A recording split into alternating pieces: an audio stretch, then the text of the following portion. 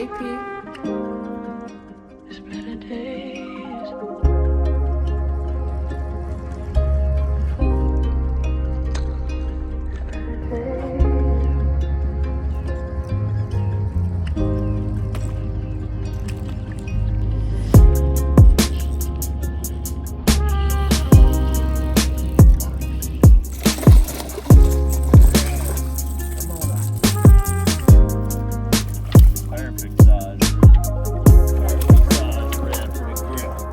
Got a titanium wire on it, so you can tie that thing in a knot.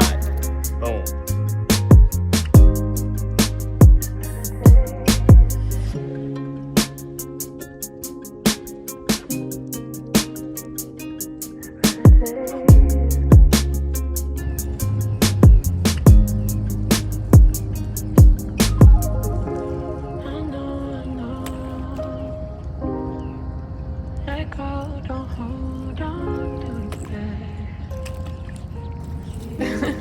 JP.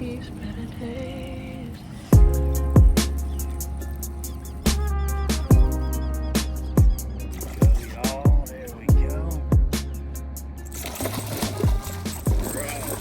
Come on up. Oh, speckled trout. Look how slick calm it is out here, guys. They've been doing all right on the bridges. Doing pretty good on the reefs out towards the comb.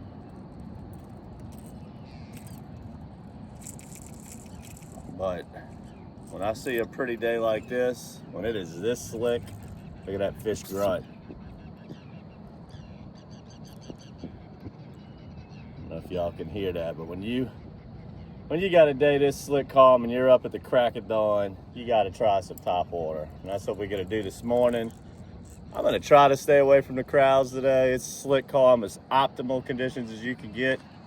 But we'll just see what we can find away from the bridges and other places. Maybe we end up there, maybe not. But we are definitely starting off with top water.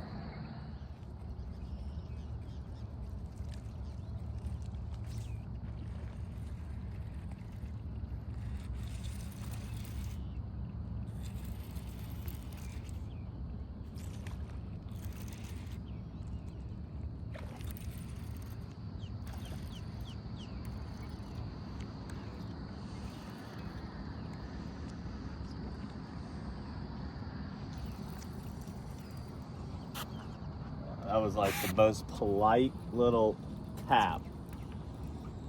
That was a very unimpressive topwater strike, but a very impressive trout. Oh, and I lost him. Look at that, they knocking the paint off this thing. I had the cameraman zooming in on that hit. He did not smack it that good. Just a few minutes ago, we had one hit it and the whole lure came clean out the water. And whenever that happens, a lot of times they'll come up. Holy cow. That was a beautiful, this fish, that fish did not politely hit it. Holy cow. That's a good one. Can you net him for me too, camera boss? Holy moly. This should be a pretty good fish here, guys. He tattooed it. Tattooed it.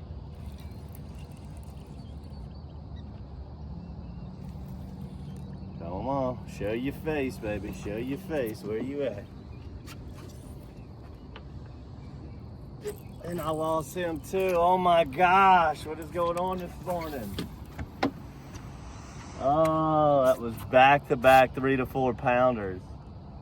Missed at the boat. Oh man. Not the way I like to start my mornings. It is what it is though, guys.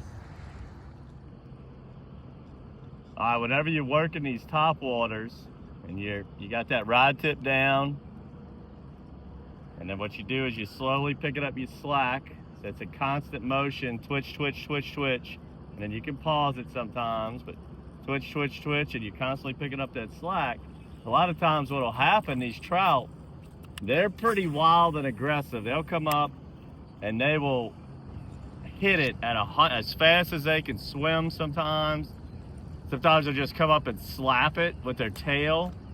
You'll see the lure jump a foot, 2 foot, 3 foot out the water. They'll smack it. Whenever you get a real good smack, you've got to keep your cool and don't just set the hook on the smack.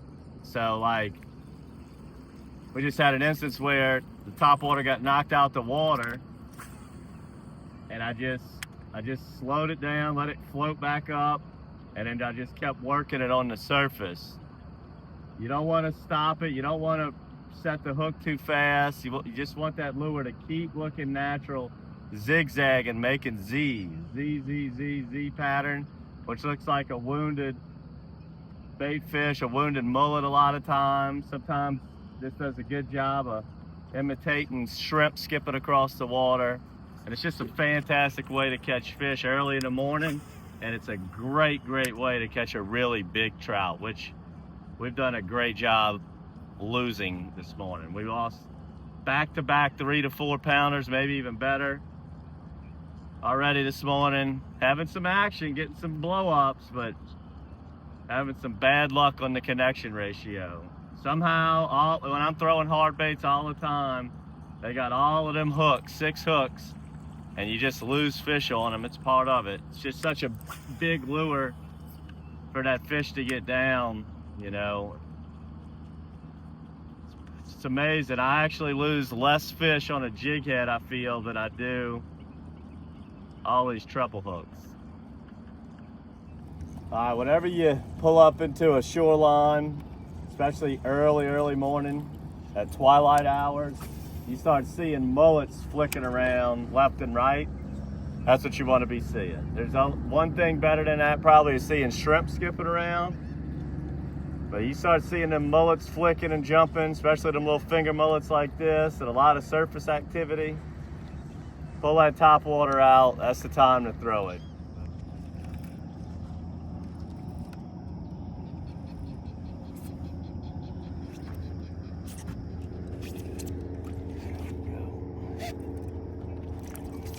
All right, guys. We had our moments, we had our shots. Had some trophies this morning with the top water, and I blew them. Had 2 or 3 just total tanks hooked and missed them. Now the sun's up, they totally got off that top water bite. Switched to the magneto, first cast, pow. So maybe we throw a little corks, little jigs, see what else is happening out here. I missed my opportunities with the top water, but we see if we can recapture them with the subsurface baits.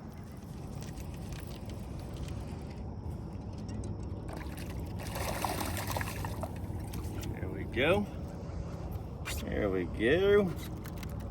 Not nearly as fun as catching them mules on top water, but you got to switch your techniques up to whatever route you got to go to catch them. Now we came out a little bit deeper water off the shoreline, and I'm just bombing that jig head out there. I'm just popping it off the bottom, about 4 foot of water, doing the old Pontchartrain pop. I like the top water way more entertaining, but we're gonna get them however we can get them today.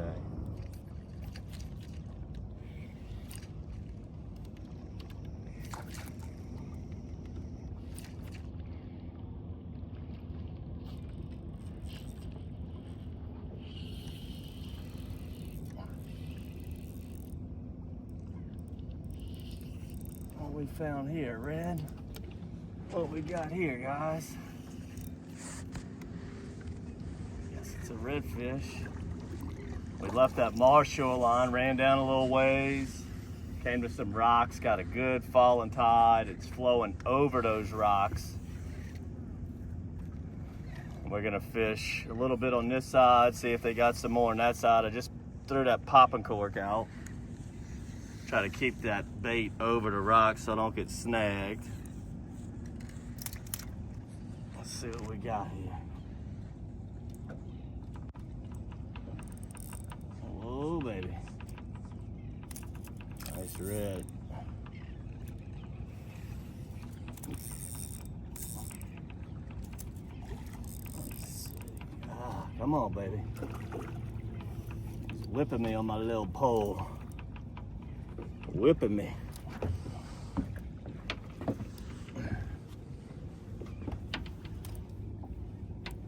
Come on up. Come on up, baby.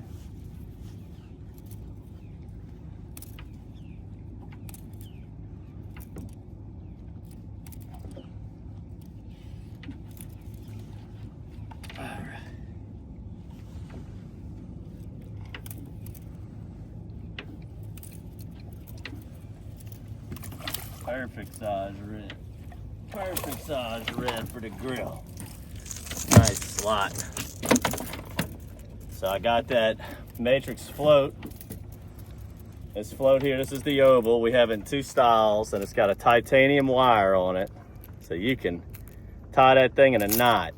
Boom, comes back to its normal shape. And this redfish seemed to like it. Corks are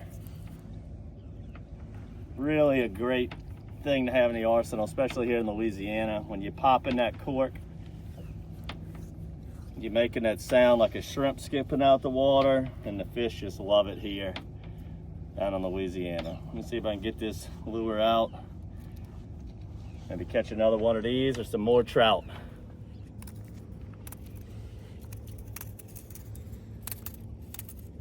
Another little red, another little red.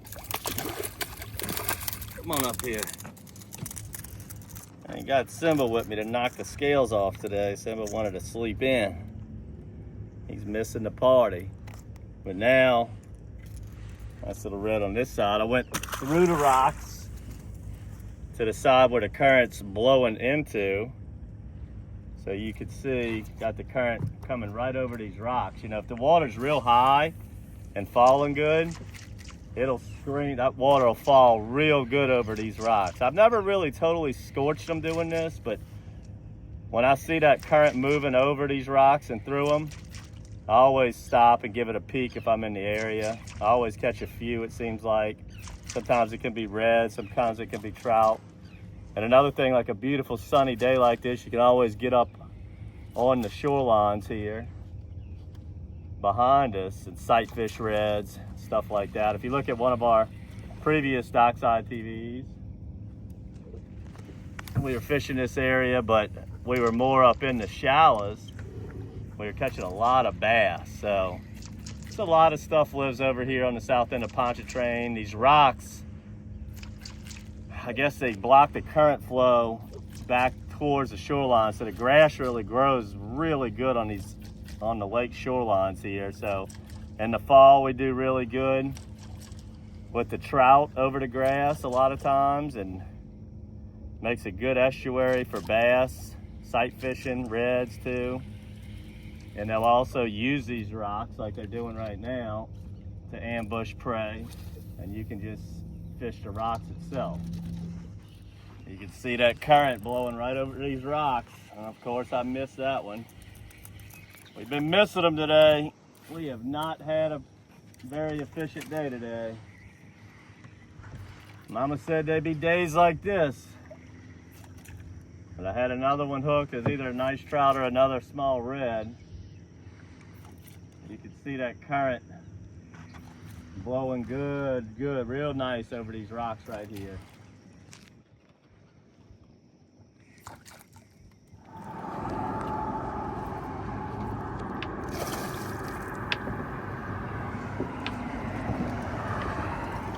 Flat daddy. Look at Mr. Loon behind you right there. Alright, so we started off this morning, as y'all saw, with a little top water, and fishing shallow, fishing some shorelines, fishing some rocks. Now I figured on the way in, let's make a little hit at the bridge. Saw that loon swimming right there, figured this is a good place to stop. Came in, first cast, boom, a flounder. Let's see if they got a few trout in here and close this episode out.